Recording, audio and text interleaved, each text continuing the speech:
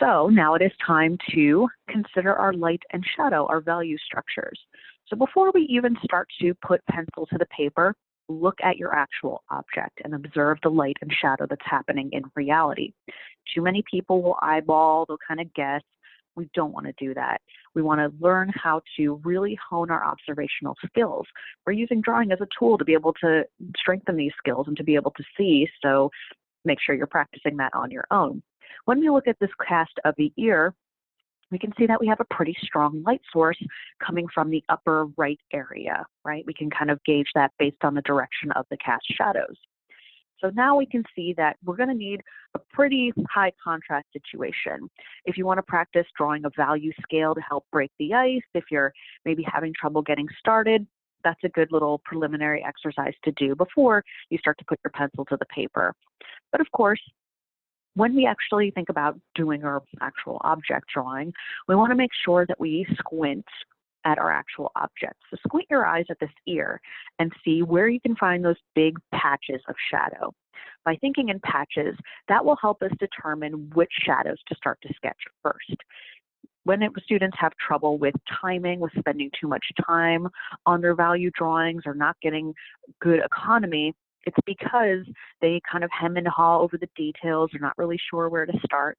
So remember, squint at your object, observe big general patches, and you can start to draw those and establish a foundation for your drawing. Remember, we want to take advantage of charcoal's layering properties and build up our tones, especially for an object like this, because too many students forget that they have to build up to values, and they'll just note the really dark darks, and then they'll just leave the paper blank, and they'll end up with these kind of panda bear looking ears. So we want to make sure that we achieve all the grays in between, the white of the paper and the deepest black charcoals. So let's begin with our drawing now. So you can see we have a sighted line drawing. If you have not done that, go back, do that. So now we're going to go in with our charcoal pencil. I've selected a medium pencil. You should pick the grade of charcoal that works best for you. I suggest starting with a medium if you're not sure. You want something that's soft but not too soft. You want to be able to achieve those rich blacks later on. So again, I suggest starting off with the medium, but like I said, adjust as needed. You can see that I'm beginning to lay in those big cast shadows because when I squinted my eyes at my ear, I can see that those are some big places to lay down. So again, make sure you start off light and allow your pencil to do the layering for you. You can sketch in multiple directions to achieve more of an overall uniform look. We will also be blending to really smoothen out these shadows. So if things are looking a little bit speckly, don't worry about that too much right now. Remember, we're trying to improve our economy. We're trying to improve our efficiency.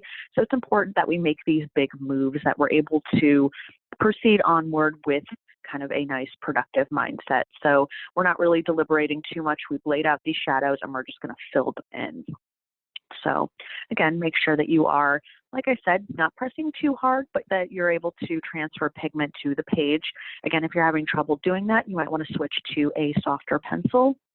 But of course, don't go too soft. You want to save those really, really soft pencils, those 6Bs and your compressed charcoals. Save those for later because remember, those are very, very difficult to erase. They make a mess. So we'll save those for later so that you're not kind of muddling your drawing yet, right? So again, here you can see our next patch of shadow is going to be on that upper cartilage curl. Again, we're working very general. We're not caring that our drawing isn't looking pretty quite yet. There's plenty of time for that. Again, this is probably the most challenging step to our drawing because things don't look beautiful. They don't look nuanced. This doesn't really look like the object that we see in front of us. So sometimes that cognitive dissonance can be a bit of a trip for students. But of course, remember, trust the process. We're building this thing up. This is our foundation values, right? So at the end of the step, make sure that you have all of your kind of main patches of shadow that you saw when you squinted at your object. Then from there, we'll be able to build them up and to really make these things something special.